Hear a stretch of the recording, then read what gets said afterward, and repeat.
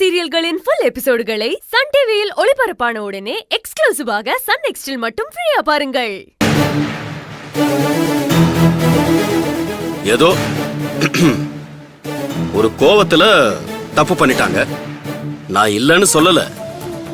ஆனாலும் இப்படி கொஞ்சம் யோசிச்சு பாருங்க. அதுக்குதான் தண்டனை அனுபவிச்சுட்டு வந்துட்டாங்கல்ல, அதுக்கப்புறம் என்ன?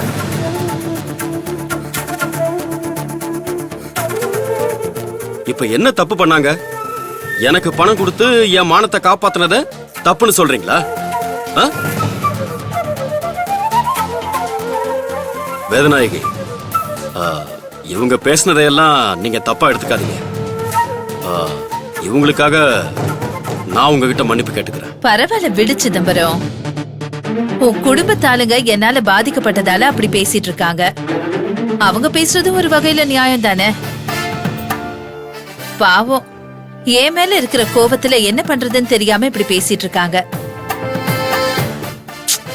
நான் எதுவும் நினைச்சுக்கல. கேட்டுக்க, இதுதான் பெரிய மனுஷங்களுக்கு அழகு. நீங்கெல்லாம் இவ்வளவு பேசியும் அவங்க எவ்வளவு பெருந்தன்மையா பேசுறாங்கன்னு பாத்தீங்களா? இதெல்லாம் உங்களுக்கு எங்க புரிய போகுது?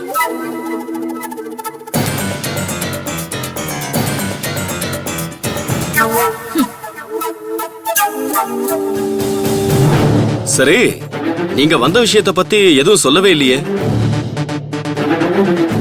சிதம்பரம், எனக்கு நீங்க ஒரு உதவி செய்யணுமே. என்ன உதவி? சொல்லுங்க, நான் செய்யறேன். ஏங்க, என்னங்க நீங்க? ஏன் எதுக்குன்னு கேட்காம நீங்க பாட்டுக்கு உதவி செய்யறேன்னு சொல்லிட்டு இருக்கீங்க? முதல்ல அவகிட்ட என்ன விஷயம்னு கேளுங்க. நீ சும்மா இரு ரேவதி, எனக்கு எல்லாம் தெரியும். நான் என்ன உதவி செய்யணும் சொல்லுங்க.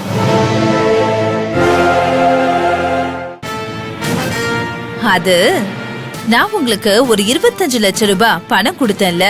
ஆமா, கொடுத்தீங்க.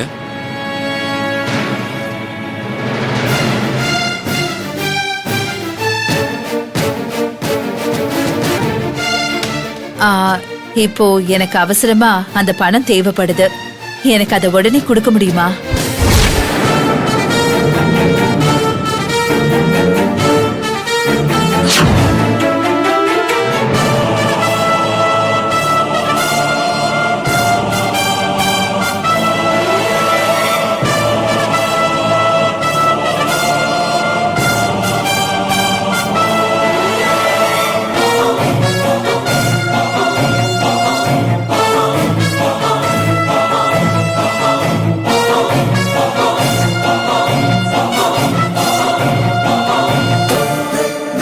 என்ன திடீர்னு இப்படி வந்து கேக்குறீங்க? கொஞ்சம் முன்னாடியே சொல்லிருக்கலாம்ல. ஏன் தேவையும் அப்படிதான் இருக்கு சிதம்பரம். நான் என்ன பண்ண முடியும்? உடனே உன்கிட்ட கேக்குறதுக்கு எனக்கு கஷ்டமா தான் இருக்கு. ஆனா நானும் என் தேவைய பாத்துக்கணும்ல. அந்த பணம் கொடுத்தீங்கன்னா கொஞ்சம் நல்லா இருக்கும்.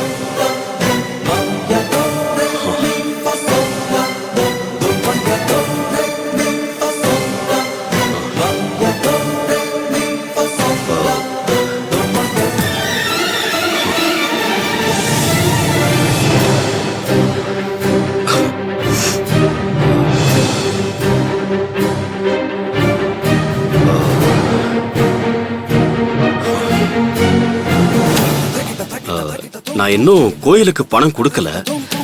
அவங்களெல்லாம் வர சொல்லிருக்கேன். இப்போ அவங்க வந்து பணம் கேட்டா உங்க சிச்சுவேஷன் எனக்கு புரியுது. ஆனா அந்த பணம் இப்ப எனக்கு கிடைச்சதுன்னா என் மரியாதையை என்னால காப்பாத்திக்க முடியும். என்னோட பிசினஸ்லயும் கொஞ்சம் லாஸ் ஆயிடுச்சு. அத சரி கட்டணும்னா அதுக்கு 25 லட்சம் ரூபாய் பணம் தேவைப்படுது. மறுக்காம கொடுத்தீங்கன்னா நாங்க எங்களோட அடுத்த வேலையை பார்ப்போம்.